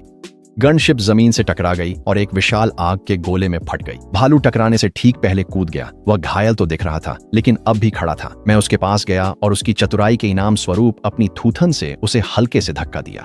डिंग! सशस्त्र हेलीकॉप्टर नष्ट किए गए। 500 ऊर्जा अंक प्राप्त हुए। मानव बलों को खदेड़ दिया गया। उपलब्धि अनलॉक हुई। मैंने तीनों हेलीकॉप्टरों के जलते मलबे को घूरा। मेरी आंखों में एक ठंडी चमक छिलमिलाई। मानव हथियार शक्तिशाली हैं, लेकिन पूर्ण शक्ति के सामने वे कुछ भी नहीं हैं। उसी समय दूर से एक और इंजन की गर्जना गूंज उठी। एक विशाल बख्तरबंद वाहन हमारी ओर बढ़ रहा था। उसकी भारी ऑटो कैनन मेरी छाती की ओर तनी हुई थी। हैच खुला और कप्तान बैलियन बाहर निकले, पिछली धमाके से पट्टियों में लिपटे हुए। उसने मुझे शुद्ध, बिना मिलावट वाली नफरत से घूरा और थूकते हुए बोला, तू जानवर है, तूने मेरे भाइयों को मार डाला और आज मैं तुझे इसकी सजा दूंगा। उसने एक रिमोट कंट्रोल दबाया और बख्तरबंद वाहन की ऑटो कैनन गरज उठी। गोले ओलों की तरह बरसने लगे, हर एक में विनाशकारी शक्ति भरी थी। मैं बेतहाशा बचने की कोशिश कर रहा था, लेकिन गोलों का धमाका क्षेत्र बहुत ही बड़ा था। एक गोला ठीक मेरे बगल में फटा और जबरदस्त झटका मुझे हवा में उड़ा ले गया। मैं जोर से जमीन पर आकर गिरा। मेरी प्राकृतिक कवच पर कई गहरी दरारें फैल गईं। इस बख्तरबंद वाहन की मारक क्षमता हेलीकॉप्टरों से भी ज्यादा डरावनी थी। मैं संघर्ष करते हुए उठ खड़ा हुआ। गिरा रहना मैंने स्वीकार नहीं किया। मेरी आंखों में एक निर्मम चमक कौंध गई। अगर मैं बच नहीं सकता तो सीधे आमना सामना करूंगा। मैंने रक्त पिपासु उन्माद सक्रिय किया। मेरी आंखें खून जैसी लाल हो गईं और मेरी ताकत 900 तक बढ़ गई। एक गगनभेदी गर्जना के साथ मैंने विनाशकारी प्रहार शुरू किया और सीधे बख्तरबंद वाहन की ओर दौड़ पड़ा। कैप्टन बैलियन का चेहरा मुझे अपनी ओर दौड़ते देख पीला पड़ गया। उसने तुरंत चीखते हुए गोलाबारी की दर बढ़ाने का आदेश दिया। तोपें पागलों की तरह दागने लगीं। गोले मुझ पर मूसलधार बारिश की तरह बरसने लगे। मैं गोलियों की बौछार को चीरता हुआ आगे बढ़ता गया। हर कदम के साथ मेरी बख्तरबंद पर दरारें और फैलती गईं। ताजा खून मेरी शल्कों के बीच से रिसने लगा, लेकिन मैंने रुकना नहीं चुना। इसके बजाय मैंने खुद को और तेज दौड़ने के लिए झोंक दिया। 100 मीटर, 50 मीटर, 30 मीटर। कैप्टन बैलियन आखिरकार घबरा गया और हैच के अंदर वापस घुसने की कोशिश करने लगा, लेकिन अब बहुत देर हो चुकी थी। मैं भयानक ताकत के साथ बख्तरबंद वाहन से टकराया, जिससे वह विशाल मशीन पूरी तरह पलट गई। बख्तरबंद वाहन हवा में पलटता हुआ जमीन पर आ गिरा। उसका ढांचा मरोड़कर बुरी तरह बिगड़ गया। कैप्टन बैलियन दूर जा गिरा, जमीन पर अपने ही खून में लथपथ। मैं उसके पास गया और नीचे झुककर देखा। मेरी परछाई उसके टूटे हुए शरीर पर छा गई। वह मुझे घूरता रहा। उसकी आंखों में केवल डर और निराशा डूबी हुई थी। तुम एक राक्षस हो, वह हांफते हुए बोला। मैंने कोई जवाब नहीं दिया। मैंने बस अपना अगला खुर उठाया और उसे जोर से मलबे पर पटक दिया। धातु चीखने और कराहने लगी जब मैंने वाहन को कुचलकर कबाड़ बना दिया, जिससे अंदर का गोला बारूद फट गया। एक जबरदस्त विस्फोट हवा में गूंज उठा, जिससे बख्तरबंद ट्रांसपोर्ट आग के गोले में बदल गया। उस धमाके की लहर ने कैप्टन बैलियन को फिर से उड़ा दिया और उसका अंजाम अनजान रह गया। मैं खंडहरों के बीच खड़ा था, हांफता हुआ। मेरा शरीर ताजे घावों से ढका हुआ था, लेकिन मेरी आंखों में जीत का जोश जल रहा था। अब पारंपरिक भारी हथियार भी मुझे रोक नहीं सकते थे। सिस्टम की सूचना मेरे दिमाग में गूंज उठी। भारी बख्तरबंद वाहन नष्ट किया गया। 800 उच्च ऊर्जा अंक प्रदान किए गए। वर्तमान वजन 4500 पाउंड, शक्ति 700, सहन शक्ति 650, फुर्ती 400। होस्ट इस क्षेत्र का सर्वोच्च शिकारी बन गया है। सुझाव और गहराई में जंगल की ओर बढ़ें। मैंने दूर की पर्वत श्रृंखला की ओर देखा, जहां धुंध घूम रही थी और एक डरावना दबाव बना हुआ था। अब समय आ गया था ये देखने का कि वहां और क्या है। मैंने काले भालू को युद्ध क्षेत्र से दूर ले जाकर जंगल के केंद्र की ओर कूच किया। सिस्टम की मदद से मेरी चोटें भरने लगीं और मेरी कवच की दरारें भी धीरे धीरे जुड़ने लगीं। पशु फार्म खंडहर में बदल चुका था। वहां घास फूस उगाई थी और सड़न ने सब कुछ घेर लिया था। पूरा स्थान सुनसान पड़ा था। मैं उसी बाड़े के पास गया जहां मुझे कभी बंद किया गया था। घास अब भी वहां थी, लेकिन वह बहुत पहले ही सड़ चुकी थी। उसी समय एक आवाज ने सन्नाटा तोड़ दिया। मैंने दूर से एक छोटी लड़की की आवाज सुनी, पापा देखो, वहां एक बहुत बड़ी गाय है। मैंने मुड़कर देखा तो फार्म के प्रवेश द्वार पर हट्टा कट्टा आदमी डुओं डुओं का हाथ पकड़े खड़ा था। वह आदमी ठिठक गया और मुझे देख पीला पड़ गया, पर डुओं डुओं नहीं डरी। वह उत्साह से मेरी ओर चिल्लाते हुए दौड़ी, बड़ी गाय, तुम लिटिल ब्लैक से बड़ी हो। वह आदमी भूत देखने जैसा लगा और डुओं डुओं को पीछे खींचते हुए चिल्लाया, डुओं डुओं दूर रहो, वह साधारण गाय नहीं है। वह अपनी बात पूरी नहीं कर पाया, क्योंकि उसने देखा कि मैं सीधे उसकी ओर देख रहा हूं। मैं धीरे धीरे और जानबूझकर उनकी ओर बढ़ने लगा। उस आदमी के पैर जवाब दे गए और वह गिर पड़ा, डुओं डुओं को अपनी पीठ के पीछे छुपाते हुए। कृपया, वह गिड़गिड़ाया, मेरी बेटी को छोड़ दो। अगर किसी को मारना है तो मुझे मारो। उसकी आवाज कांप रही थी। उसकी आंखों में केवल डर ही डर था। मैं उनके सामने रुक गया और अपना सिर झुकाकर डुओं डुओं को देखने लगा। वह बड़ी बड़ी आंखों से मुझे देख रही थी। उसमें कोई डर नहीं था, बस जिज्ञासा थी। गाय, क्या तुम छोटी काली हो? तुम इतनी बड़ी कैसे हो गई? उसने अपना नन्हा हाथ बढ़ाया, मेरी नाक छूने की कोशिश की। आदमी ने घबराकर उसका हाथ पकड़ लिया, डरते हुए कि मैं अभी हमला कर दूंगा। मैंने डुओं डुओं को देखा। याद आया कैसे उसने मुझे न मारने की मिन्नतें की थीं। वही एक थी जिसने मुझ पर दया दिखाई। मैं झुककर उसके नन्हे हाथ को सूंघने लगा। फिर मैं मुड़कर चल दिया। वह आदमी स्तब्ध था। उसे यकीन नहीं था कि मैं उसे जीवित छोड़ रहा हूं। छोटी काली, क्या सच में तुम ही हो? मेरे पीछे से उसकी आवाज कांपती हुई आई जब उसने पूछा। बिना पीछे मुड़े मैं काले भालू को और दूर ले गया। अब मैं वह बेबस पालतू नहीं रहा। फार्म से दूर निकलते ही मेरी चाल तेज हो गई और सिस्टम की आवाज गूंजी, चेतावनी, 10 किलोमीटर आगे शक्तिशाली ऊर्जा में उतार चढ़ाव पाया गया है। पौराणिक जीव की पहचान हुई है। मेरी आंखें उत्साह से चमक उठीं। मैं तुरंत उसी दिशा में दौड़ने लगा। जितना आगे बढ़ता गया, हवा उतनी ही भारी और दबाव से भरी होती गई। मेरे पीछे चल रहा काला भालू बुरी तरह कांपने लगा। उसे साफ साफ आगे छुपे हुए घातक खतरे का आभास हो गया था। मैंने उसे वहीं रुकने का इशारा किया और अकेले ही यात्रा जारी रखी। आखिरकार मैं एक विशाल खुले मैदान में पहुंच गया। यहाँ एक भी घास का तिनका नहीं उगा था। जमीन जली हुई काली थी और हवा में गंध थी गंधक की। बीच में एक राक्षस पड़ा था, एक 30 मीटर लंबा अजगर जो पानी के ड्रम जितना मोटा था और पूरी तरह काले तराजुओं से ढका हुआ था। मैं उस विशाल अजगर को घूर रहा था। मेरा दिल तेजी से धड़कने लगा। इस जानवर से निकलने वाला दबाव अब तक महसूस किए गए किसी भी दबाव से कहीं ज्यादा था, लेकिन मैं पीछे नहीं हटा। इसके बजाय मेरी आंखों में उत्साह की एक चमक आ गई। केवल इसे निगलकर ही मैं अपनी सीमाएं तोड़ सकता था और अगले स्तर तक विकसित हो सकता था। मैंने गहरी सांस ली और धीरे धीरे पास गया, लेकिन कुछ ही कदम चले थे कि उसकी आंखें अचानक खुल गईं, जिनमें ठंडी खूनी मंशा से भरी लाल रोशनी थी। उसने मुझे घूरा, एक धीमी गहरी फुफकार निकाली और अगले ही पल मुझ पर झपट पड़ा। सांप ने अपना सिर पीछे किया और अपना विशाल जबड़ा खोलकर मुझे फाड़ने के लिए झपटा।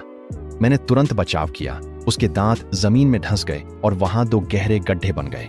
मैंने उस मौके का फायदा उठाया और अपने सींग उसकी देह की ओर घुसा दी, लेकिन मेरे सींग उन काले पाथर जैसे शल्कों पर बस एक हल्की सी खरोंच ही छोड़ सके। इस जानवर की रक्षा तो मेरी अपनी कवच से भी ज्यादा मजबूत थी। अचानक उसकी पूंछ एक विशाल लोहे की गदा की तरह घूमी और भयानक धमाके के साथ मेरी बगल में आकर लगी। उसके प्रहार से मैं हवा में पीछे की ओर उछल गया। मैं जमीन पर जा गिरा। मेरी कवच पर दरारें फैल गईं और तभी मुझे उसकी ताकत का असली डरावना एहसास हुआ। मैं मुश्किल से उठ खड़ा हुआ और ब्लड थर्स्टी बर्सर्क सक्रिय कर दिया। मेरी नजर गहरे प्रतिशोधी लाल रंग में बदल गई। मेरी शक्ति उफान पर थी, जो चौंका देने वाले 1000 अंकों तक पहुंच गई। मैंने एक गगनभेदी गर्जना की और अजगर पर फिर से झपटा, पहले से कहीं ज्यादा तेज और ताकतवर होकर। मैंने अपनी विनाशकारी क्रैश कौशल का इस्तेमाल किया। मैं गिरते हुए पहाड़ की ताकत के साथ अजगर के विशाल शरीर से टकराया। आखिरकार वे अभेद्य शल्क टूटने लगे। उसने तुरंत पलटवार किया, अपने जबड़े से काले झर की धार थूक दी। जहर जमीन पर गिरते ही तुरंत गहरे गड्ढे बनाते हुए उसे जला गया। मैंने बेतहाशा बचने की कोशिश की, लेकिन कुछ बूंदें फिर भी मेरी बख्तरबंद पर पड़ीं और घिनौनी सी आवाज के साथ सुलग उठी। जैसे ही बख्तरबंद घुलने लगी, एक तेज चुभन मेरी त्वचा में समा गई। ये जहर वाकई डरावना था। विशाल अजगर ने मौका ताड़कर अपना भारी भरकम शरीर मुझ पर लपेट लिया। उसकी जबरदस्त ताकत कसने लगी, मेरी हड्डियां चरमराने लगीं और सांस लेना मुश्किल हो गया। मैं इसे और नहीं सह सकता था, वरना कुचला जाता। इसलिए मैंने पूरी ताकत से छटपटाना शुरू कर दिया। मैंने अपनी पीठ के कांटे उसके शरीर में घुसा दिए, उसकी चमड़ी फाड़ते हुए। दर्द से कराहते अजगर ने पकड़ ढीली कर दी और मैं वहीं खड़ा हांफने लगा। मेरा शरीर जख्मी था और बख्तरबंद दरारों और जंग से खराब हो चुका था, पर मैं पीछे नहीं हटा। पर मेरा कातिलाना गुस्सा और बढ़ गया। मैंने नर्क की रौंदने वाली शक्ति जगाई और खुरों को जमीन पर जोर से पटक कर धमाका किया। जमीन जोर से कांपी और अजगर लड़खड़ा गया। मैं दौड़ पड़ा, अपने सींग उसके नाजुक अंगों में गहरे तक घुसा दिए और वह दर्द से चीख उठी। वह बुरी तरह तड़पने लगी। उसकी पूंछ इधर उधर लहराई और पूरी ताकत से मुझ पर आकर लगी। मैं हवा में उछल गया। मेरा शरीर एक विशाल चट्टान से जोर से टकराया। जैसे ही मैं जमीन पर गिरा, चट्टान चकनाचूर हो गई। मेरी हड्डियां मानो टूटने लगीं, लेकिन मैंने खुद को जबरदस्ती फिर से खड़ा किया। हम दोनों खुले मैदान में एक दूसरे पर टूट पड़े। हर टक्कर से जमीन की नींव तक हिल उठी। मैंने अजगर के नाजुक हिस्से को भेद दिया था और भले ही उसकी रफ्तार धीमी हो गई थी, उसके पलटवार अब भी उतने ही भयानक थे। उसने फिर से जहर की एक धार थूकी, जिससे मुझे जान बचाने के लिए बेतहाशा बचना पड़ा। जहर की एक बूंद मेरी पिछली टांग पर गिर गई, जिससे मेरी बख्तरबंदी में एक बड़ा छेद पिघल गया। दर्द पूरे शरीर में फैला और पैर लड़खड़ा गए। मैंने दांत भींचे और सींग उसकी आंखों की ओर ताने। वह दर्द से चीखी। उसने सिर झटका, सींग पलक को छू कर निकले और वह अंधी होने से बची। वह मुंह खोलकर झपटी और बिना समय गंवाए मैंने पीठ के कांटों से उसका सामना किया। कांटे उसके मुंह में धंस गए और वह दर्द से पीछे हट गई।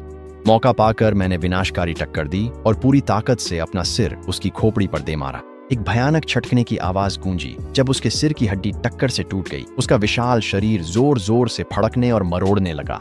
बिना सांस लेने का मौका दिए मैं उस पर झपटा और सींग गर्दन में गहरे घुसेड़ दिए, जिससे खून का फव्वारा फूट पड़ा। एबिस पाइथन ने मरते मरते एक आखिरी फुफकार मारी, फिर उसका शरीर ढीला पड़ गया। सिस्टम: पौराणिक जीव एबिस पाइथन मारा गया।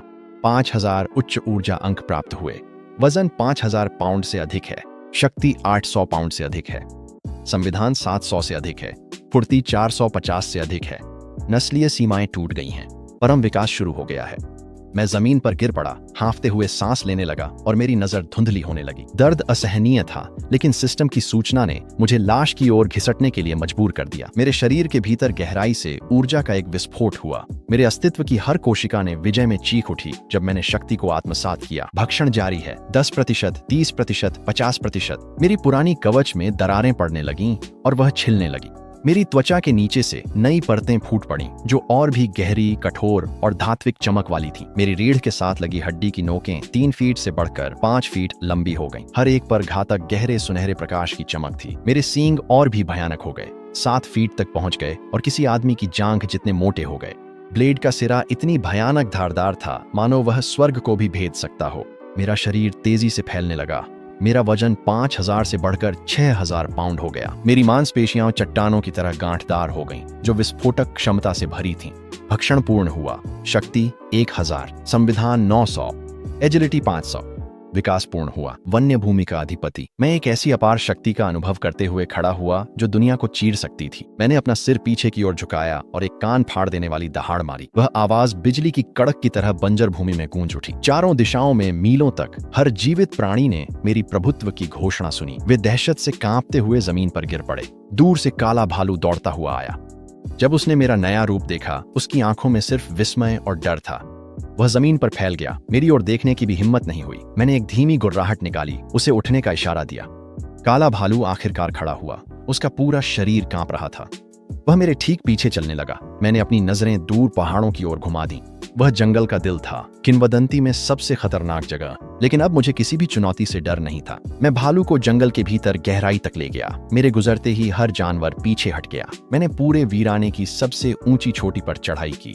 मैं चट्टान के बिल्कुल किनारे पर खड़ा था, अपने खुरों के नीचे फैली विशाल दुनिया को देख रहा था। दूर का मवेशी फार्म अब नजर नहीं आ रहा था। वह जगह कभी मेरा पिंजरा थी, लेकिन अब यह पूरा जंगल मेरा इलाका था। मैंने फिर से आसमान की ओर दहाड़ लगाई, जिसकी गूंज पूरी घाटी में फैल गई। जंगल की गहराइयों से अनगिनत जानवरों ने जवाब में हुआ हुआ करना शुरू कर दिया। भेड़ियों के झुंड भी इसमें शामिल हो गए। भालू, बाघ और विकृत जीव झुंडने लगे। वे पहाद्दाह की ओर झुक गए, नए राजा को नमन करते हुए। मैंने नीचे देखा और जान गया कि अब यह दुनिया मेरी थी। मेरी आंखों में संतुष्टि की एक झलक चमक उठी। मैं एक आम फार्म के सांड के रूप में पैदा हुआ था, जिसे काटने के लिए पाला गया था। 6 महीने से भी कम समय में मैं जंगल का अधिपति बन गया। मैंने मानवता की बेड़ियों को पूरी तरह तोड़ दिया है। मानव हथियार मेरी मौजूदगी में खिलौनों से ज्यादा कुछ नहीं है। आज से ये पूरा वीरान इलाका मेरा है। अचानक मेरे दिमाग में सिस्टम की सूचना गूंज उठी। टिंग, मध्यम स्तर का विकास पूरा करने और जंगल का अधिपति बनने पर बधाई। एक नई यात्रा शुरू होती है। मैंने अपनी नजरें दूर क्षितिज की ओर घुमा दी। वहां और भी ऊंचे पहाड़ हैं, और भी गहरे जंगल हैं, और मुझसे भी ताकतवर प्रतिद्वंद्वी मेरा इंतजार कर रहे हैं। मुझे पता था कि यह तो बस शुरुआत है। मैंने एक अंतिम गर्जना की जो पूरे जंगल में गूंज उठी। 10,000 जानवरों ने अपने सर्वोच्च पशु सम्राट के लिए दहाड़ लगाई और पहाड़ हिल उठे। न कोई इंसान, न कोई बेड़ियां, न कोई बंधन, सिर्फ अनंत जंगली और शाश्वत विकास। मैंने अपना शरीर घुमाकर उस दूर अज्ञात की ओर रुख किया। दूर धुंध घूम रही थी जो एक और भी विशाल दुनिया की झलक दिखा रही थी।